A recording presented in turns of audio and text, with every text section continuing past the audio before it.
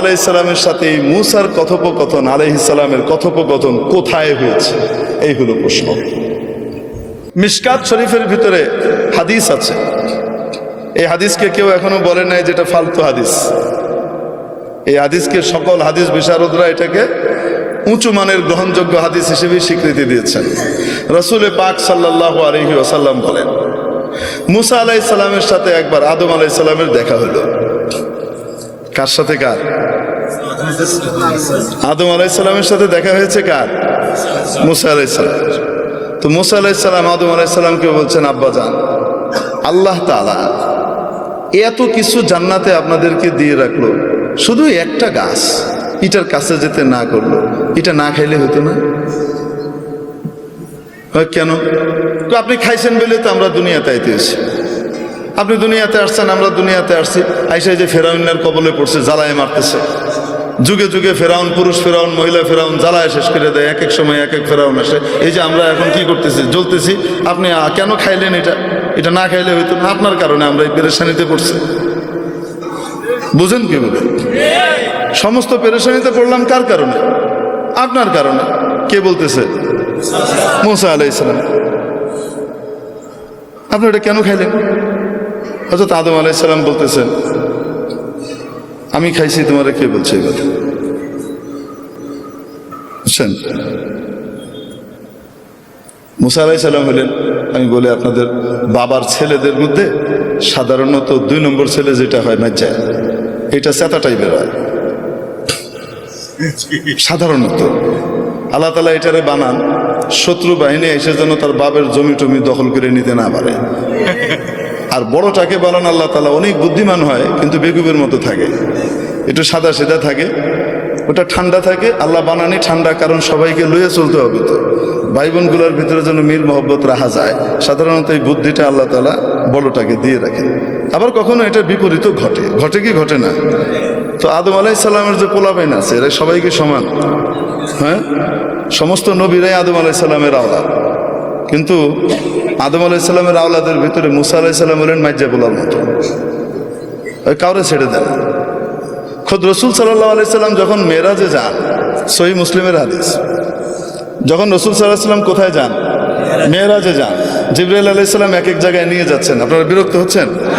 আচ্ছা, নিয়ে যাচ্ছেন, এক এক আসমানে যান, এক এক নবীর সাথে দেখা হয় এবং মুসা আলাইহিস সালাম পরিচয় করিয়ে দেন। প্রথম আসমানে দেখা হয়েছে হযরত আদম আলাইহিস সালামের সাথে।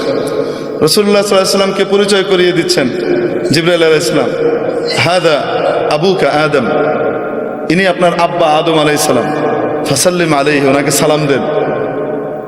এটা প্রোটোকল। তো হযরত আদম আলাইহিস সালামকে কি করতেছে? সালাম দিয়েছেন রাসূল সাল্লাল্লাহু আলাইহি সাল্লাম। আদম আলাইহিস সালাম উঠে দাঁড়িয়েছেন, সন্তানকে সম্ভাষণ জানিয়েছেন, মারহাবাম বিন নবিয়্যিস সালেহ ওয়াল ইবনিস সালেহ, ও আমার প্রিয় সন্তান, ও প্রিয় নবী, শুভেচ্ছা, স্বাগতম। দ্বিতীয় আসমানে গেলেন, ওখানে আরেক নবীর সাথে সাক্ষাৎ। তো বলছেন, আপনি সালাম দেন, আপনার ভাই অমুক। উনি সালাম দিলেন, উনি বলেন, মারহাবাম বিন নবিয়্যিস সালেহ ওয়াল আখিস সালেহ, ও আমার প্রিয় ভাই, ও আমার সম্মানিত নবী, আপনাকে শুভেচ্ছা, স্বাগতম। এইভাবে যেতে যেতে হযরত মুসা আলাইহিস সালামের সাথে দেখা 6 নম্বর আসমানে। কয় নম্বর আসমানে? 6 নম্বর আসমানে। তো বলছেন সালাম দেন। তো সালাম দিছে, ইনি কে? আপনার ভাই মুসা। সালাম দিয়েছেন। রাসূল সাল্লাল্লাহু আলাইহি ওয়াসাল্লাম বর্ণনাও করেছেন যে আমার ভাই মুসা তোমাদের মতো, তোমাদের মধ্যে অমুকের মতো দেখতে, কাজদি শানুআহ, এদের লোকগুলা যেমন হয় মুসা আলাইহিস সালাম দেখতে এরকম। তোমার সাথে দেখা হলো। দেখা হওয়ার পরে সালাম দিলাম, সালামের জবাব হলো। তারপরে হযরত মুসা আলাইহিস সালাম ওই একই কথা বললেন। এখন রাসূল সাল্লাল্লাহু আলাইহি সাল্লাম যখন পার করে চলে যাচ্ছেন, উপরের দিকে 7ম আসমানের দিকে রওনা হচ্ছেন, তো তখন কান্নাকাটির আওয়াজ শুনতেছেন। কেঁদে কেঁদে কেউ বলতেছে, আল্লাহ, এটা কোনো ইনসাফ?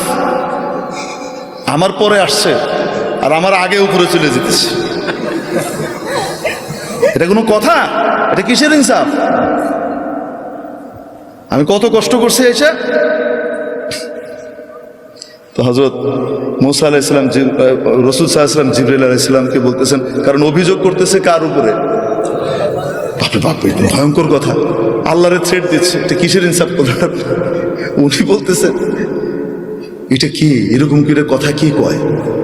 রাসূল সাল্লাল্লাহু আলাইহি ওয়াসাল্লাম ঘাবড়ে গেছেন। এইরকম করে কথা আল্লাহকে কি কয়? তুমি বলতেছেন হাদা হুকা মুসা সৌতু মুসা, আপনার ভাই মুসার আওয়াজ। কি বলেন, কেউ তার রবের সাথে এইভাবে কথা বলতে পারে? উনি বলেন রব্বু ইয়ারিফা, তার রব তার ব্যাপারে খুব ভালো জানে। এরকমই তার রব তার এই সমস্ত কথা কিছু কি করে না, মনে টনে করে না। বুঝেন নাই? তো মুসা আলাইহিস সালাম কি সাধারণ নবী? সাতা নবী। ট্রিটমেন্ট শুরু হইতো ঘুষি দিয়ে, কথা পরে আগে ফিডা